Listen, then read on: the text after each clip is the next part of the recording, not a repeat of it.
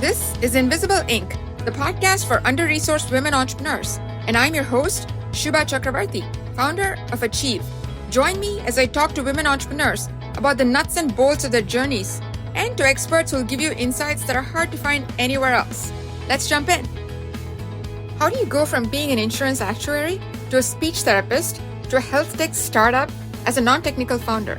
How do you recognize the right time and place to bring your idea to the world? How do you then walk the tightrope between what inspires and drives you and what the market is telling you about the opportunity? In this episode, founder and CEO of SMARTCharts, Corinne Vargas, talks about what prompted her to change careers from numbers to words to ideas, how her unique background and experiences led to her startup idea, how she stays motivated and true to mission while still being pragmatic, and much more. Now, here's Corinne.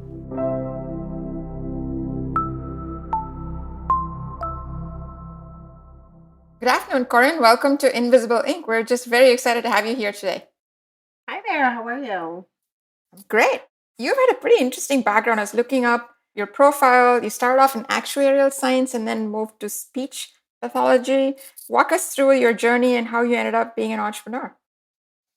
I was an actuary for about, 8 years. I started out my career really interested in the financial aspects and business sides of just kind of the entire workforce. And after a couple of years of doing that, I had the privilege of opening an office in India with my former employer, Deloitte, and realized that I was really not only interested in working on and multicultural communications, but also those smaller components that actually come with the actual speaking and interacting and how we actually perceive different types of information. My thought process was to go back to school and kind of learn. I knew I was doing it well socially and wanted to figure out the science behind it. So essentially, went back to school, became a speech language pathologist, and really had the intention of starting my own business as an executive coach. That's where the entrepreneur journey started. Couple of things there. First of all, you were actually doing actuarial work. What kind of line of work were you in? Was it my old line? So I'm interested. Absolutely. So as an actuary, I was actually on the consulting side. So I worked for Deloitte for up to 8 years. I was also an intern there, and I was on the property and casualty side. So I always like to describe it as buildings falling or people kind of slipping and falling maybe within different commercial large retailers, as well as things like tornadoes and vehicles falling. So I was doing a ton of different types of work and financial modeling as well as claims modeling. And then this interaction with folks while you were setting up this offshore center in India, what parts of those interactions fascinated you the most? I mean, there was just so much there. There was a lot in terms of, I was just excited to learn a new culture and kind of to learn different ways of doing and practicing business around the world. I appreciated just getting to learn different perspectives and then how that actually worked with our operations in the United States. And I realized that there was so much talent across the world, but sometimes what's actually holding us back from reaching our ultimate potential happens to be smaller things like differences in accent or differences in the way that we communicate needs or even abilities. And so that was a precipice for, I really want to figure this out. And I think I can go back and do that. You moved from that, you got another degree, and then you wanted to start a coaching business. What made you take that leap from being an executive coach, which is like a personal services type business, to something that's much more scalable? The goal was to be an executive coach in international communications, as well as just individual kind of presentation and overall communications at different types of C-suite levels.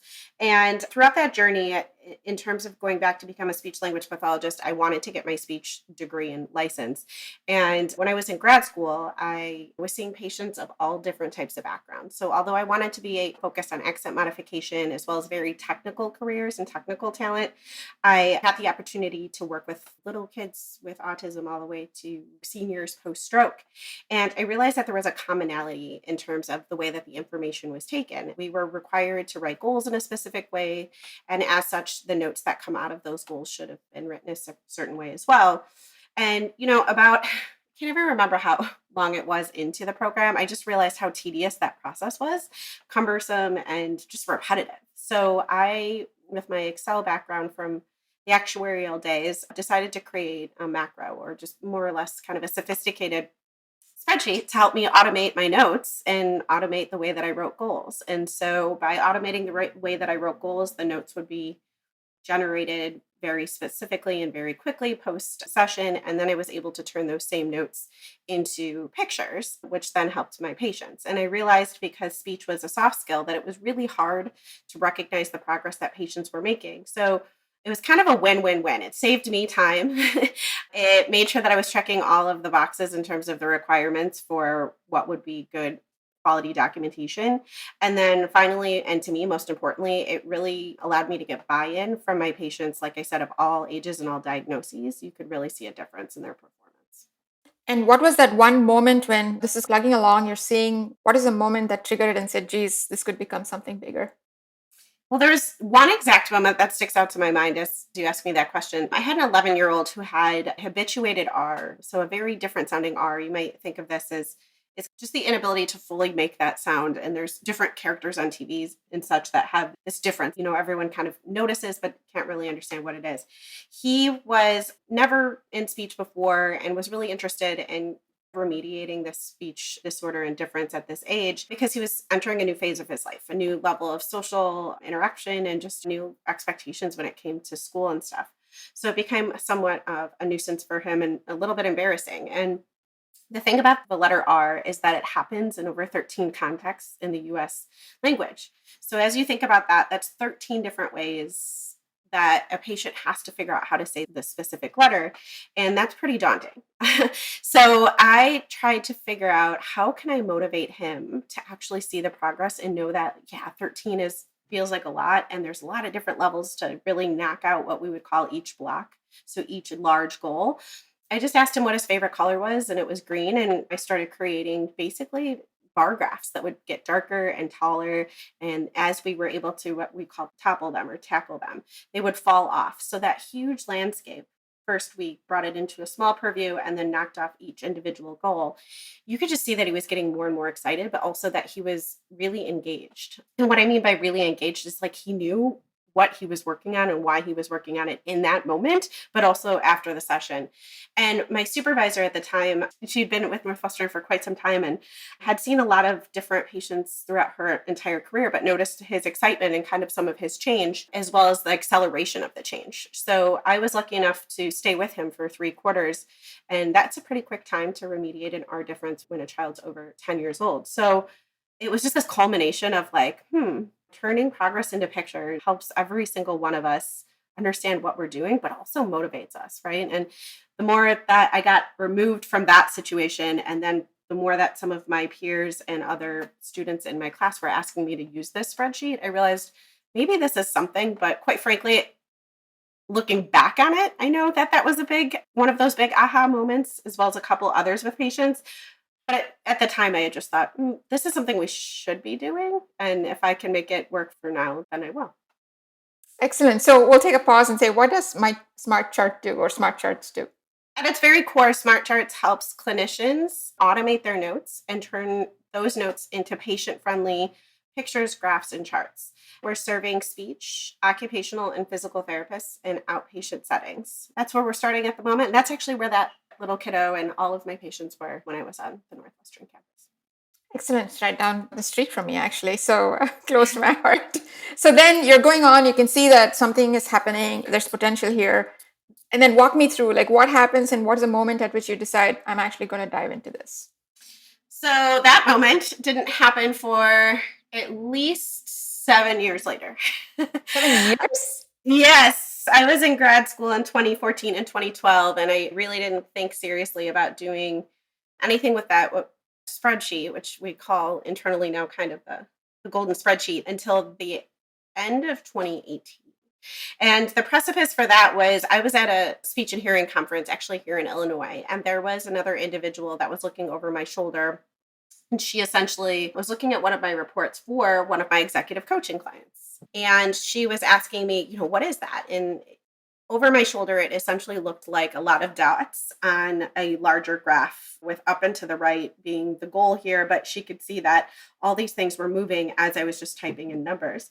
And I told her that that was my speech report. That was how I was reporting progress to my client. And she's like, that's pretty cool. We got to talking. And the more that we got to talking, I learned she had a small practice, and she asked me, do you think that we could potentially test this or use this? And so from my perspective, I just never thought about bringing this to a commercial level until that moment. And it was just one of those kind of serendipitous things that made me start thinking, okay, how do I do this, or how would I do this? And then how did you figure that out? I mean, there's clearly a big product element, there's technology. How did you put all of those pieces in place? And how did you come to a point where you could test a product with somebody? I definitely didn't think about any of that. So the product part, the roadmap part, the core customer, none of that. I really thought about it from the fact of like, hey, when I was in grad school and now, like, what would I do without this tool? And essentially it was like, I just felt like there was a lot of time that I was putting into information that wasn't usable to my patient. And in my real life, in my executive coaching life at that point, that it was usable to every client I had, simply because it was super streamlined and really easy to talk about, as well as like undeniably real information to the patient that could show them they were making progress, even if they didn't feel like it. So, the journey just really started out with talking to a bunch of different development firms around the United States, as well as here in Chicago, and trying to figure out who was going to be the best partner for me, not only to help me create this product, but also kind of support me in a way that I didn't know what I didn't know. I'm a non-technical founder. And so what are those things? What was a product roadmap? Where did this need to go? How do you mock up different components? And that's how the journey began. So I picked one group and kind of just went with it after a couple different meetings. And did you have any entrepreneurial support? Did you belong to any group? Did you have the advice of other entrepreneurs? Like, how do you go from being an executive coach to figuring out even what questions to ask or who to talk to? Yeah, that's a great question. So from the business side, I'd been running my own books and creating my own financial plans and sort of those things, but it's a very different model on the executive coaching and consulting side than it would be for, a SaaS program. And I did a lot of research for the executive coaching side and made some good contacts. So I just really called upon a number of different mentors in different spaces to ask them really high level general questions. I don't really know that I solidified this as an actual product when I was talking to the majority of them. But those who got it, got it. And then those who didn't, really, really didn't.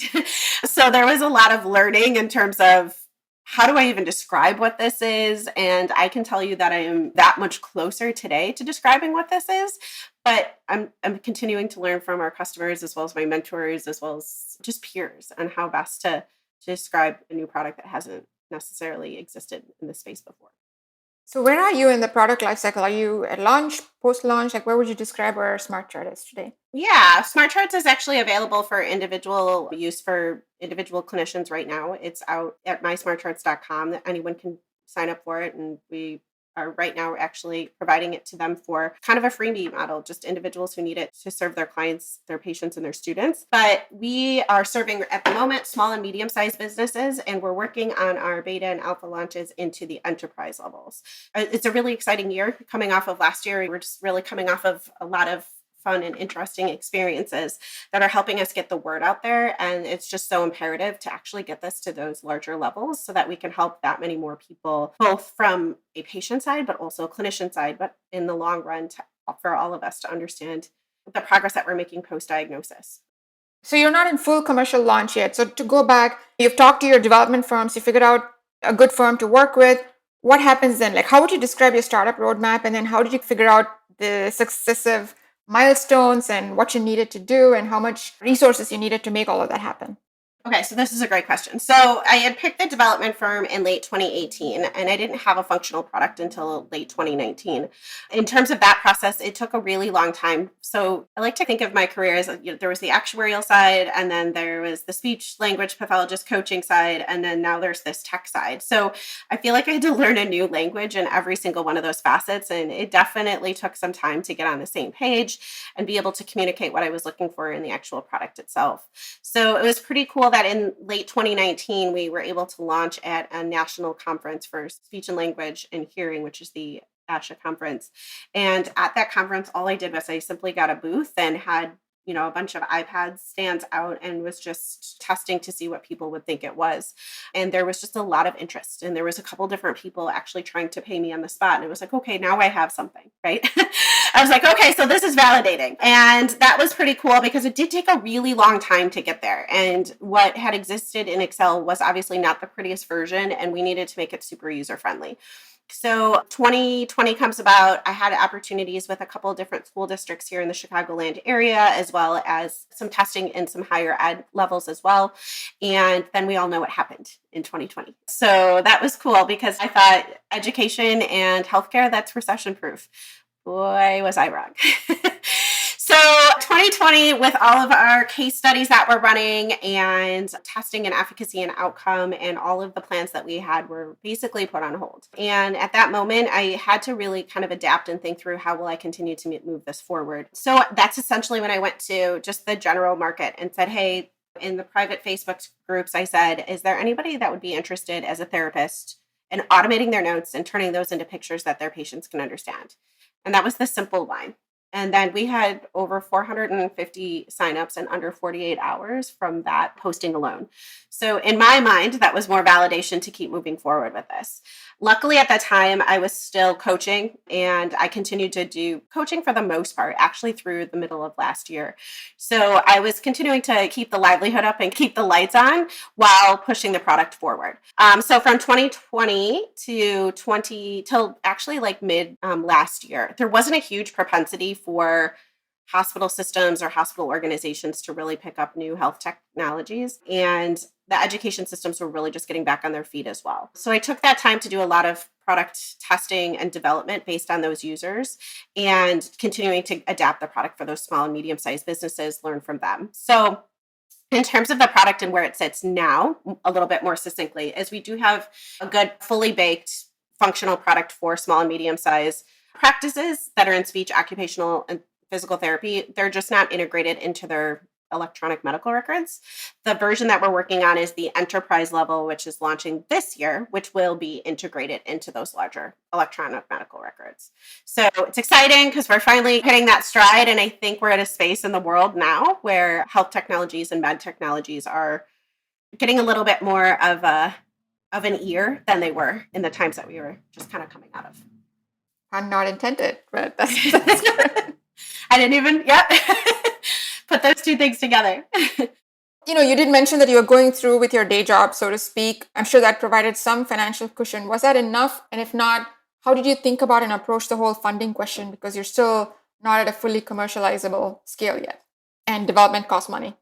Absolutely. So even to get off the ground, after that independent company and that woman came to me at that speech and hearing conference in Illinois, I went to my family and was like, hey, I think I want to give this a shot. And it's like ingrained in my mind because I was so afraid to talk to them about this. And it was somewhat of like not a significant amount of money, but enough to just help me with what I had saved or put together. And they were all supportive. And there was a lot of different reasons behind this, but that little bit of friends and family money that we had pulled and founder money got me through those first couple years. I was really diligent about how I was creating contracts and really thinking through kind of those financial aspects. But as I continued to move through the process, I realized that building technology is expensive and also that wasn't going to be enough. So I was working through funding last year in terms of angels and investors, and this year we'll be going for seed funding for our first larger round. Substantial funding to move us forward. And you also won a pitch competition. I saw Alex's post today for $100,000. You want to tell us about it a bit? That's awesome. Absolutely. Yes. It's so crazy because we're only in the second day of this year. Last year was a very exciting year. We were able to participate in a number of different competitions, and the most recent one that you're referring to is actually TechRise Chicago. And that is a really awesome organization held by P33 here in Illinois, which is meant to support BIPOC and women founders at the earliest stages from idea to early stage product, get the funding they need to get the opportunity to get their solutions out there. And this was a culmination of actually the entire year of competitions. They provide non-dilutive grant funding all year long in weekly competitions, so check that out. But also secondarily, at the end of the year, it's a culmination of a lot of those ideas coming together in terms of a people's choice kind of competition. And so from there, you get to that stage by getting voted to a popular vote kind of thing in the top 12, and then an independent VC vote. So it was a really exciting, it was held on December 1st. It was a really exciting day. I was actually quite sick coming into it. And so it was a little bit nerve-wracking for me, but I got to get up there and tell my story. And as we're talking, I described at the very beginning of never really having the story super clean or as relatable. And I worked extremely hard throughout that process. But also, we were lucky enough to get into Techstars last year as well. And through that process that we finished in December as well, to really, I think, come to this stage despite being sick with a full story and kind of the real impact of what I was looking to do with SMARTCharts. So it was a really cool moment and a culmination of diverse founders, but also the idea that I could tell the story in a way that I had not been able to tell it before. So it was exciting to say the least, and I'm very grateful for the opportunity. And congratulations. That's a very worthy victory. So that brings up, you mentioned friends and family, then you mentioned angels, you mentioned accelerators, and you mentioned pitch competitions. Mhm. Those are big strategic choices you need to make. And certainly in the case of pitch competitions, there's a trade-off in terms of time and effort and how much you disclose and all of that stuff. How did you think at a high level strategically about, okay, am I even going to do pitch competitions? Am I going to do accelerators? Like, how did you make that decision? What are the learnings from that process? I don't think there was ever a question whether I would do pitch competitions and or accelerators. I think once I started really getting deep into the startup world, which I would say was mid 2020, and started really learning about what it takes to have a good pitch, what that actually means, what are all those components that you need to convey in whatever it is, 3, 5, 7, 10 minutes, and figure that out, that I knew I needed resources and I knew I needed help because as we had talked about, it was never a space that, I was really involved with previously. So I had actually done a health equity and innovation accelerator at Matter Chicago. They were paired with the YWCA, and that was a really good first step. It's really great to go back and look at that pitch and that information because, like I said, it had come so far in just a year. But that opportunity really opened the door in terms of, hey, there's a lot that I need to learn and there's a lot that I need to shore up. So from that point on, it was, where can I get funding? Where can I get the word out? And what can I learn from every experience that I'm taking to that next experience to get the solution out there? I think with solutions that kind of sit in these spaces that may not be completely explicit or really easy, like a physical product, sometimes I think getting the idea out there and iterating on that idea with a diverse kind of set of perspectives, whether it's accelerators, pitch competitions, and or those that are around you, is just really important in those early days, because there's no better way to say it than you just don't know what you don't know. And also, you do know your product and what you're looking to do so much better than everyone else that sometimes you can get so far in the weeds, you're concentrating on the wrong things in terms of what you're conveying to specific audiences. So, I mean, for me, that was a big game changer for me. And it was also a lot of learning, a lot of painful learning, which I think was necessary to get to that end stage in December. So I'll come back to that in a minute, but before that, I wanted to ask one thing about team. Everybody talks about how important it is to have a team. Now, clearly, you're working on this, I assume, full time. You have your dev team. Who else did you need, and how did you staff up to those capabilities that you needed, but you personally didn't think you could bring to the table? yeah, so definitely development was the first step that I needed, and I'm continuing to work through what are those needs, and those needs continue to evolve over time. There's been a whole host of, I would call my team a really big extension of my network and my personal support system as well. I'm a solo founder, like I said, on the non-tech side with a technical solution. So it's a very interesting space to be in. And I think being able to learn as much as I can about what I don't know really relies on that larger network, whether it's about when are you hiring this talent and where do they need to come from, and then deciphering what those first big hires are and or consultants continue to be. So the team has continued to evolve over time, and it's just such an interesting process because I feel like finding those first right strategic hires is extremely important, but also really, really difficult. So it's just What do you do? Tell us the secret. There is no secret other than actually, there was a mentor very recently that I went through Techstars with who said, you're going to make mistakes in hires and different types of talents, and that's just normal. You're going to make mistakes in every single part of your business. So being able to accept those mistakes and actually make quick decisions is really important. But on that flip side, being able to retain the talent that you know is going to be a game changer for you and or attract that talent is really important too. So the idea of being very explicit and clear on what expectations are, but also sticking to what that means. So whether that means expectations weren't met and it's time to separate, or we're killing expectations and we need to continue moving forward. How do I get you to stay? And were there sources of talent that work better for you as a founder that you think other founders should be looking at? The definite number one source of talent would be networking, in terms of using your network to find who those people are that would fit in the right roles. So, as part of executive coaching, I worked with a lot of individuals in terms of getting to their next levels or the next stages within their careers. And one of the secrets is you actually get most of your opportunities through your secondary and tertiary circles.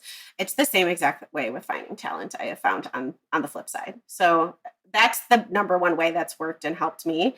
The other piece that I haven't utilized quite as much, but my network and my crew all know I will be utilizing in 2023, is the team around me in terms of having them help me interview people. So finding finding those questions and asking those questions that I may not foresee or that they have a different perspective on, and for the people that really know who I am as a founder, but also the mission of SMARTCharts. Also, on the question of funding, I think you mentioned angels and other outside investors. You're a non-technical founder. Technical expertise is at the core of your startup. So one of the things that is actually been flagged as a potential risk when an investor looks at a startup and says it's a core technical product, but the technical expertise resides outside the firm, right? How have you been able to handle that, and how do you think about managing that risk, given that all the development resides outside of your firm? Well, actually, we have an internal developers now. Initially, yeah, there was a lot of talk of I need a technical co-founder. And there, if I'm going to be honest, there is a lot of conversation around that even currently. My answer to that is I've made it this far. I know exactly what I want to do with this product. And if the right technical co-founder were to come about, I'm not opposed to taking that person on. I actually am very open to that when it comes from VCs, but you find me that person and hey, I will give them an opportunity. However, it's a big role. And so it has to be a personal and cultural and technical fit in terms of that component going forward. That I haven't found that right individual yet. And until I do, I've got the roadmap and the talent to support in terms of all of those use cases and needs. So chief product officers, those, all of these fractional and or consulting groups, two of which have been there since the very, very beginning of SMARTCharts. So it's not a concern for me at this moment. And there's contingency plans and continued hiring to make sure that we're filling those needs as we go forward. But that's my answer is if you find me the right person, then hey, I'm open to it. But at this point, it hasn't happened quite yet. I'll keep my ears open for you for sure. So thanks for answering that. So next, coming to the business model, right? That's like the critical heart of any startup. How did you think about the business model, particularly your revenue model, your go-to-market strategy, and your pricing? And you can take those one by one. So the business model is highly informed by the financial model, and the financial model is highly informed by that price. It's all interrelated. And so there's been so much to learn in terms of who's actually using our product, figuring out why they're actually using our product. And is it the intended use of what I actually created? Is it in line or is it a little bit different? So it's really leaning into what is working and what are we delivering as a value proposition. So for us, that means time. And what does time mean? That actually quite literally means money in a lot of different situations. So in our space, that means time that clinicians or therapists are documenting notes. If you, for example, are in physical therapy, you might see your physical therapist typing away frantically at the end of your session or maybe throughout your session. We're trying to remove that entire process. So saving time on the documentation in and of itself. There's a whole communication process that comes along with any sort of therapeutic interventions or rehabilitation. What does that mean? Your physical therapist is telling you how you're doing, right? Or your speech therapist is telling you how your child is doing as they're getting better throughout the process. That's a lot to disseminate without kind of a reference. So we are deciphering how much time we're saving in communications with the care team, so that would include other clinicians, the doctor, etc., the family, so that includes caregivers and parents, the patient themselves, and then also just being able to pick up a new patient and kind of run with them. And then finally, there's the component of data interoperability. We all know that there's a huge issue on the healthcare side, and the continuum of care is definitely disrupted by the idea that you really can't read other institutions' notes very quickly or notes in general. So we're really tackling those problems. And so from a time and profitability side, that is where our pricing comes from, is how much does it cost to pay a clinician? How much are we expecting out of our clinicians given limited time? How much time can we get them back? And then how much more can we get reimbursed? So that's where the pricing model really has come from. In terms of when we think back to how are we actually charging or what kind of business model did we go with? Like I said, we were testing in higher education and small and medium sized clinics. And the more research I did, the healthcare industry is much more condensed in terms of the tools that they're using at the enterprise level. I do believe that this solution needs to be a top-down solution for that data interoperability component, but also because at those smaller the smaller levels of kind of care, there's a ton of different options, just like there is in education. And for us to adapt and actually really make a difference in terms of creating data sets and databases that will do predictive modeling and machine learning for all of us to help us get better faster, we need to enter at a space that makes sense, not only from a business standpoint in terms of pricing, but also an impact. So what does that mean, getting enough data? So it sounds like the enterprise model is you almost have to do it, right? It's inevitable for you to be able to expand into these markets, achieve that kind of scale, and get the kind of data you need to keep continuing to improve the product and its impact. Is that a fair characterization? Yep, absolutely. Is it absolutely necessary? No. But as I worked through making those decisions, the idea of getting the product as defined and as, how do I describe this? Defined and as applicable to as many people as possible quickly. Those are the levels that we need to tackle, which is those larger spaces that the electronic medical records live in. And that's great. Electronic medical records, by the way, are not going anywhere, but we're there to supplement and help those electronic medical records work that much more smoothly in cases that they necessarily were not exactly built for. So like I said, speech, occupational, physical therapy, post-stroke or post-autism diagnosis or anything like that, there's just a huge gap there. And there's a huge opportunity to create savings in terms of stopping rehospitalizations, but also maybe continuing care so that patients don't necessarily have to go back or that they can reach an even higher potential of betterment. So in terms of your go-to-market or your customer acquisition strategy, right? So you have multiple different segments. You have the school districts, you have the healthcare facilities, and now potentially you have the enterprise market, large healthcare systems and things like that. So how have you thought about acquiring customers in each of these segments, and how is that strategy evolving over time? So initially, it was anyone that I could get to pay attention. Healthcare and education and everything in between, which is a lot of different types of institutions. And now it's really a focused effort on healthcare and that enterprise level or those larger rehabilitation institutions. How did we get there? It was essentially just analyzing the market and really understanding what those market needs are, but what are those market needs at those different types of levels and what product components do we need that would be most applicable to the most amount of people in the shortest period of time. So it's a little bit of like a frequency severity, right? How frequently would we need to change things, but how much impact would we make? And for me, it was so much more about, I want to make as big of an impact as possible and then be able to adapt to get those smaller segments and everyone on board to move forward in terms of a larger scale. I'm hearing that it's tending more towards you'll do whatever changes you need to do to make sure that you actually are maximizing. You're solving for impact, in other words, no matter what the effort is, provided it makes financial sense and it's going to continue to give positive returns to you and to any investors who are there today or may be there tomorrow. Is that? Yeah, with a focused effort. So the difference is, as we're looking at these larger organizations, they tend to be focused on 3 to 4 different electronic medical records that are in those spaces. So that's only 3 or 4 electronic medical records that we need to integrate with and or use partnerships to integrate with. Comparatively speaking to if you step down into medium and smaller size organizations, the number of options for electronic medical records and documentation exponentially grows. There's a lot of different players in those markets. So that's a lot of different adaptation that would need to happen to reach more clinicians and patients to help them. So it's kind of a frequency severity in terms of it's pointed, meaning that we are really trying to touch points that are very laser focused at the specific electronic medical records within specific settings, for now outpatient, prove efficacy and outcome. And then we will start to expand the product to, one, serve more electronic medical records, but two, serve more patients at different stages. So right after you get out of surgery in acute, for example, or inpatient, to other settings, for example, like home health, and beyond, schools, for example, in the future, education, so an entirely different industry. But right now, laser focused based on kind of the conglomerate of how you think about what would be the smartest and most efficient way to tackle the market.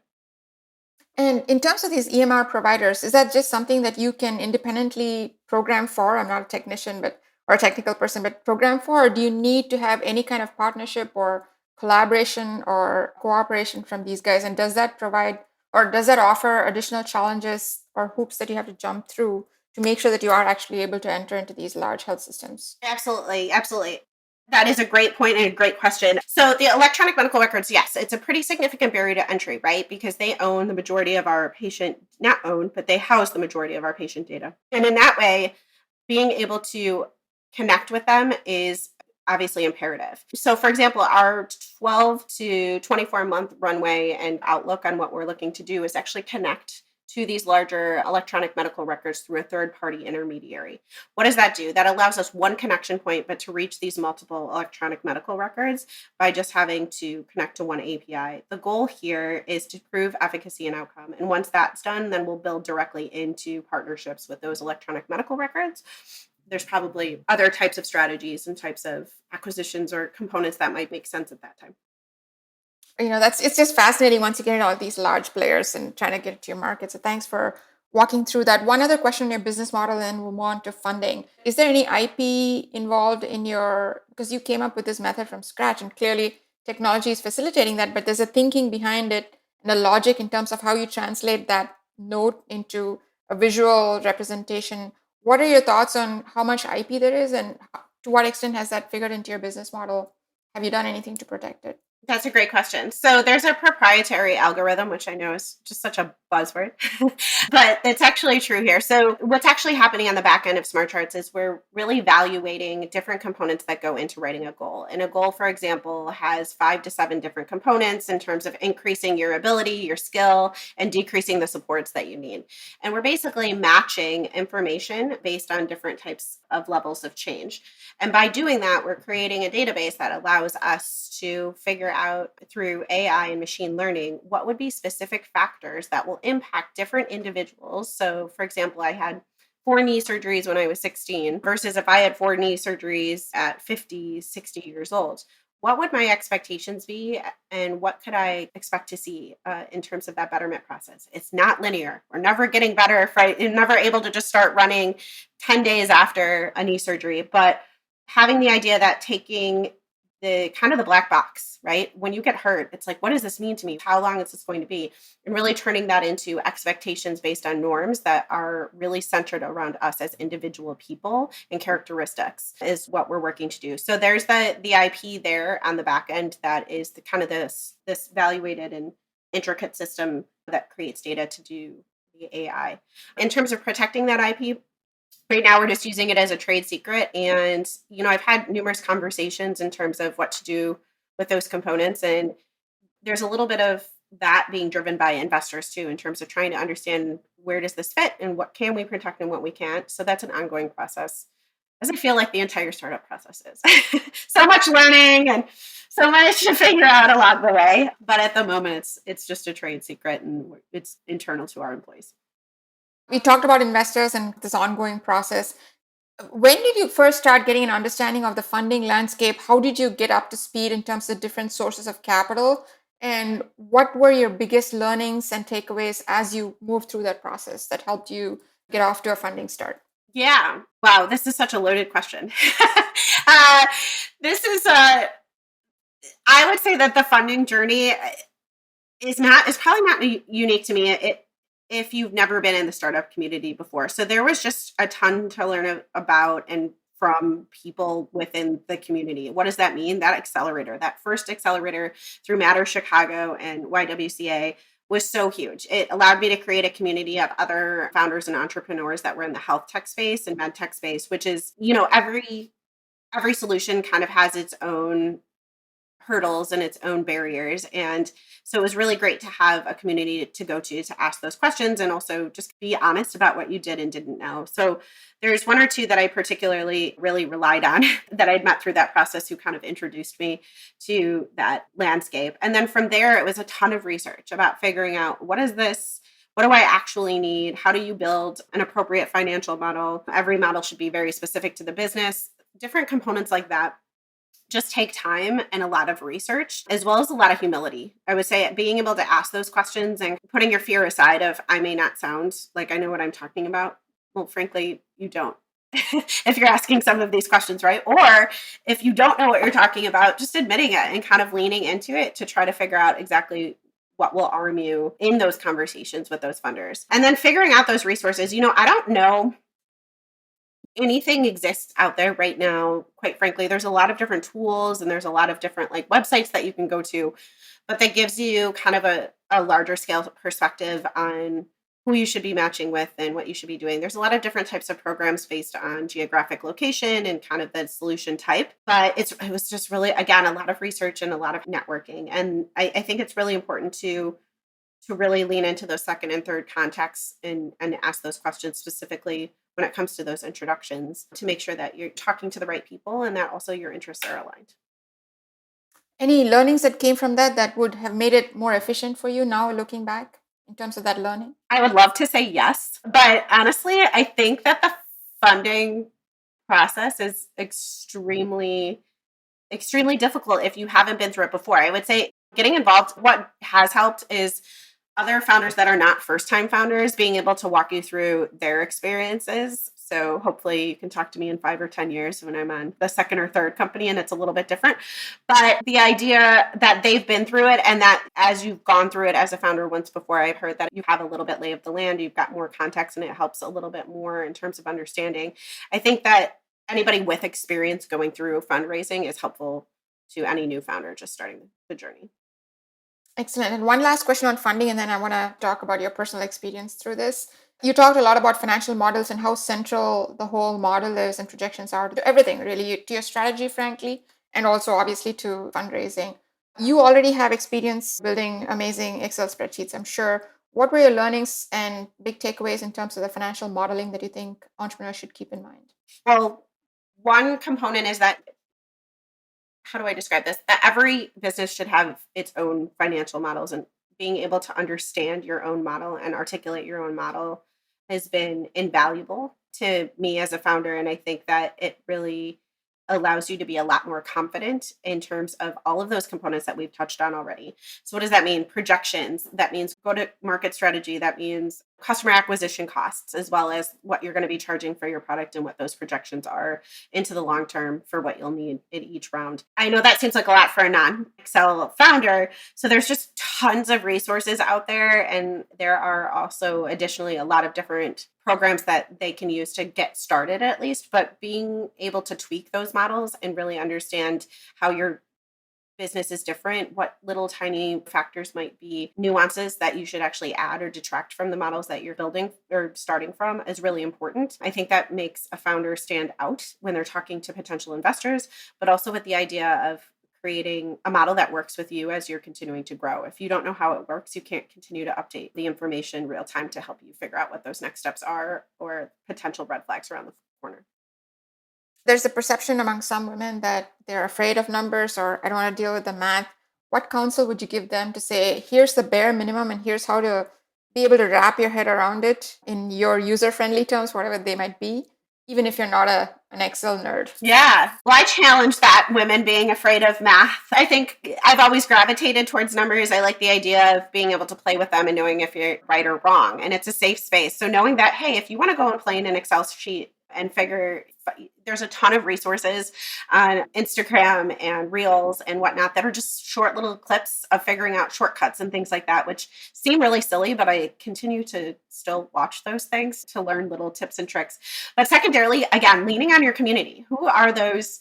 In my group of friends, I'm that nerdy Excel friend and I just lean into it. And they all know that I would be more than happy, as well as my entrepreneur circles now and anybody that would need help in terms of figuring out what feels like very overwhelming stuff, is something I'm really willing to do. And I know that there's a ton of Excel nerds out there and data nerds just like me. So I would say leaning into other people, but asking those questions, having the humility, and also taking the idea that we can't do something out of our vocabulary. So yes, you can do a financial model. It is possible. It's going to take time, but it's the same thing. It's the same process as anything else, right? I've had to really be humble and learn a lot of hard lessons along the way that feel really heavy and really difficult to start. But looking back, if I had not had some of those moments of, oh man, what am I going to do where I don't know what to do? Who do I go to? And then find the right person. It's just being determined to find the right person and to find the right resources. And has there been one example of a heavy lesson that you just mentioned that you care to talk about? A heavy lesson. Ooh, there's just so many heavy lessons. So it's just so funny. I laugh because during the pandemic, and I don't want to keep going back to this, but it was such an unfortunate time for me to be launching a education and or healthcare application at that time, which even based on this conversation has evolved into a straight healthcare solution at enterprise level only, right? That took 18 months or even longer for me to come to those solutions and or come to that conclusion and come to that level of specificity and continuing to refine what that means now. I think the hard lessons for me there were I dug in. I really, really thought this was going to be an education solution, and being able to think dynamically about what that solution means, even if it wasn't in the space that I wanted it right away, was something that I thought for a long time and went down a path that look where I am now. Education is in the future. We'll get there. Teachers can definitely use it. And special education, it's set up for that. But at the current moment, I think looking back and the COO slash or CTO of the development firm would laugh at me for this, but we've got just kind of an inside saying of like, now think really hard. Are you really stuck on this? Because it's always one of these jokes that I stuck on it for way too long and maybe brought us down a path that it was a mental sticky note versus actually looking at what the data was telling us that, hey, there's tons of other clinicians in these other spaces that are looking at your solution organically. So that was a hard lesson. That was a hard pivot for me. And now it's just like, how do I help as many people as possible and get this out there to help as many people as possible, as refined and focused and as profitably as possible to make sure that we can make it to those next stages. And I just love the example you gave because it is the heart of the conflict between what keeps you going as an entrepreneur is this ability to see that 11-year-old kid and be able to impact one life. And that's where your heart, I'm hearing, was pulling you. And then having to switch to the more rational, let's look at the numbers, let's see what makes sense, right? That's a tough one for any entrepreneur. Was there anything that helped you make that transition that made it easier? Was there any flipping point and any inflection point, anything that other founders could maybe benefit from?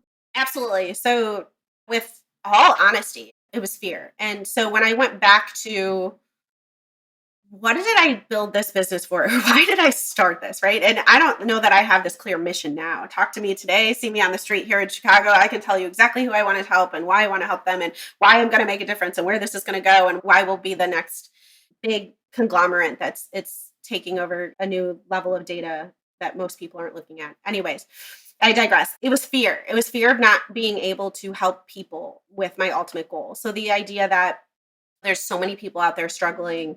For me, it was after my knee surgery and not understanding what was actually happening in the process. So I was depressed and I was frustrated and I could never see myself playing soccer again.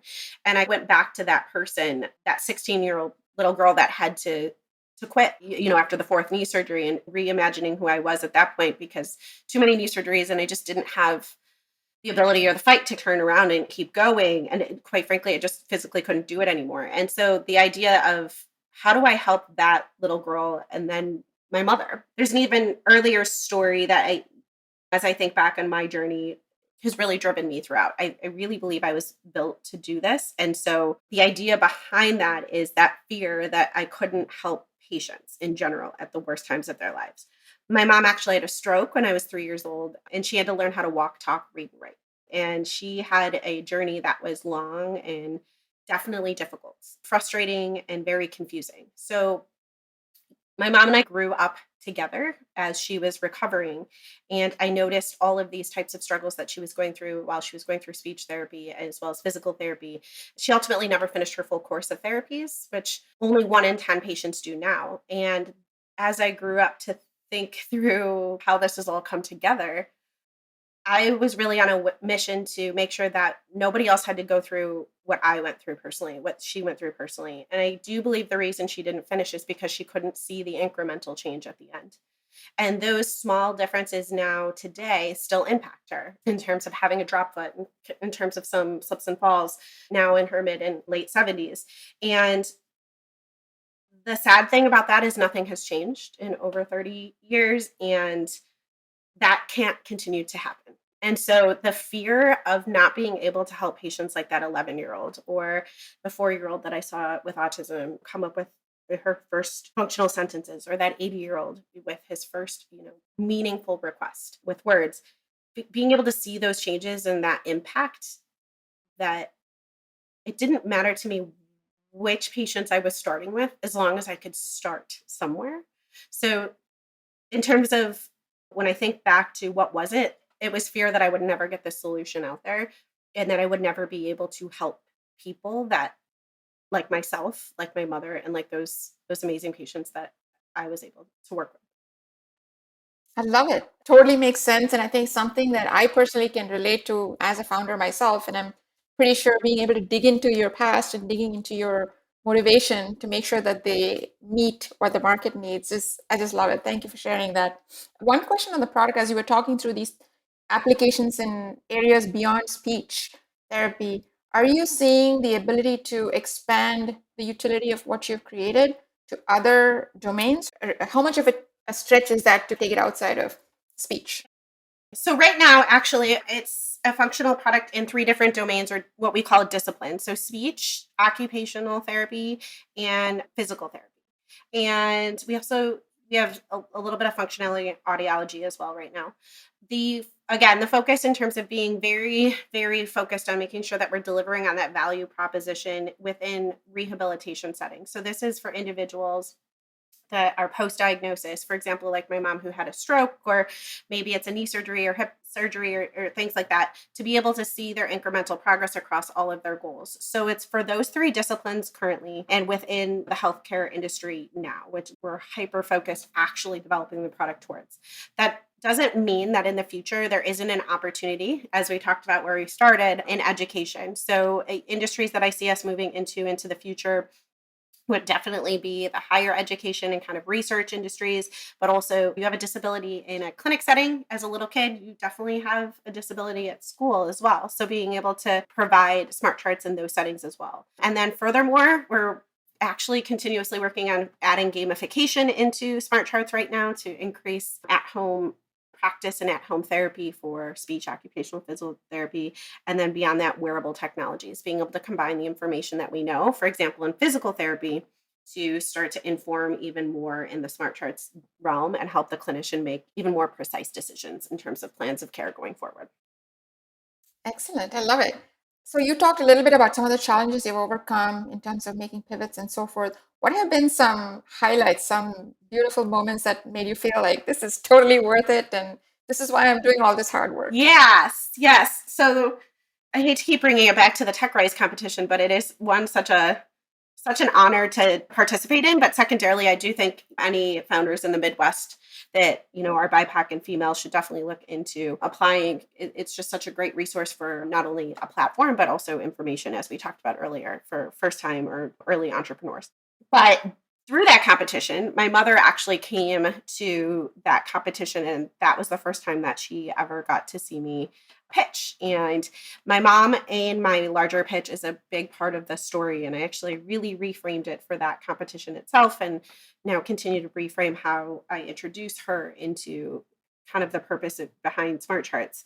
And it was just such a special moment for her to be there while I was not only pitching, but also just for the culmination of everything that I've been working on for so long. She's seen the struggles and not understood the long hours or over Thanksgiving break working on those some of those slides. And she got it. And I feel like the audience got it. And so I finally feel like I got my messaging right that night, and people really understood the impact of what this could have, not just for clinicians and just the patients that I spoke about, but one thing I always say about SMARTCharts is that it touches every single one of our lives. I don't know in a room that I've ever spoken to that if I were to ask, do you know anybody that's been in speech, occupational, and or physical therapy, that there isn't one person that raises their hands? Because it's everything from multiple sclerosis to cancer to COVID long hauler to developmental differences and diagnoses. So to see that she could actually grasp what I was doing and why I was doing it and how central she was,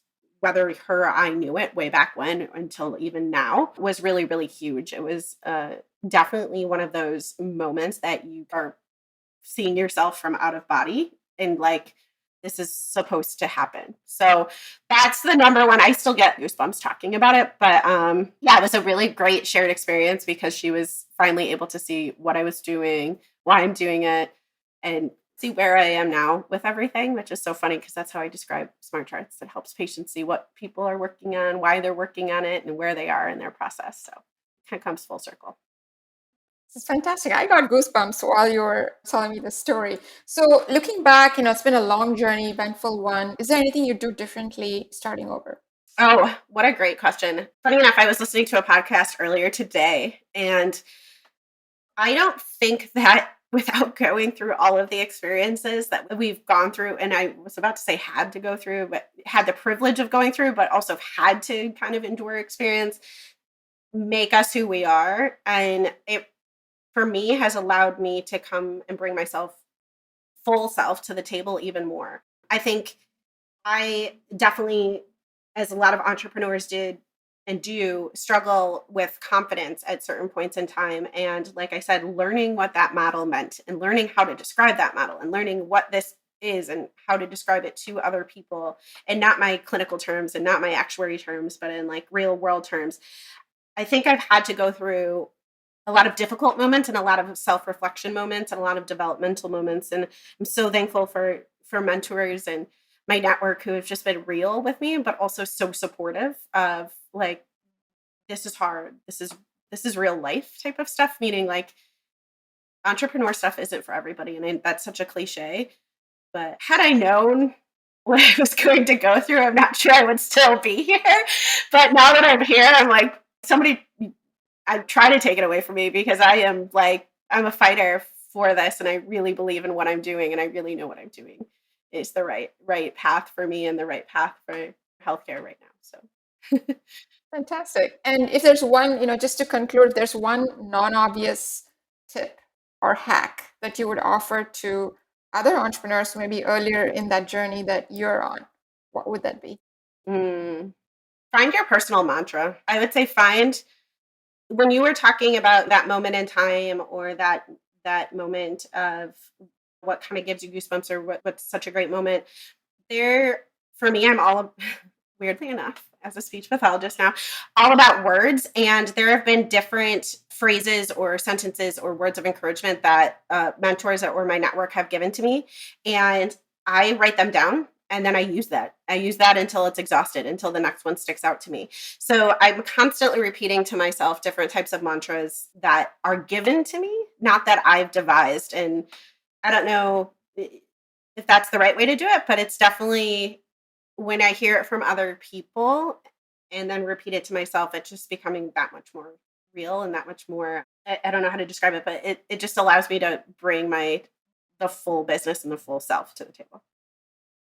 And what's one that you're working on now, or one that has really worked for you in the past? I may have said it during this interview. I was meant to do this. That was given to me from another member within the Techstars community when I was going through that cohort. So that's the one I'm working with. It's been about 5-6 weeks, so we'll see what comes next. That works for me. So thank you very much, Corinne. This has been an amazing conversation and a moving one. So I know for one that I'll be rooting for you, and I'm pretty sure many more will be. So all the best. Thank you so much. Thank you. Okay, that was a hard conversation to finish up within the time we had. Corinne is smart, empathetic, and self-aware, and it was a conversation that was packed with insights. Here are my top 10. 1. It takes an alert and open mind to recognize, honor, and act on small motivations and actually make them work. Do you have one of these tugging away at you? 2. You truly can start where you are, do what you can with what you have, while staying alert to entrepreneurial opportunities. 3. These opportunities often show up as annoying problems in your daily life and work. 4. If you've been sitting on an idea for a while, it doesn't mean the right time for it has passed. You can start evaluating it afresh today. 5. There may be a lot of access and resources hidden away in your current network, but in a context that's different from entrepreneurship. Can you take a look at your entire context and see it with new eyes? 6. The basic blocking and tackling aspects of building a business cannot be skipped over. You have to learn the hard parts, even if they're alien to your nature. 7. That unexpected and big things will happen is a given. The real question is, what can you lean into to turn the tide in your favor? 8. Recognize when it's time to let go of cherished assumptions, still stay inspired. 9. There are some businesses you can't build without outside money. Recognize it early and get ahead of the task. Last but not least, you must constantly be assessing, revisiting, and rebalancing where you are, where you want to go, and how you'll get there. There are no shortcuts. So, what's one thing you can take away and improve with your goal, your path, or your motivation? Thanks for listening to today's episode. We have show notes and more at achieve.co. That's achieve.co/podcast. Like what you heard? Hit subscribe and share with a friend. See you on the next episode. Now, go be an achiever.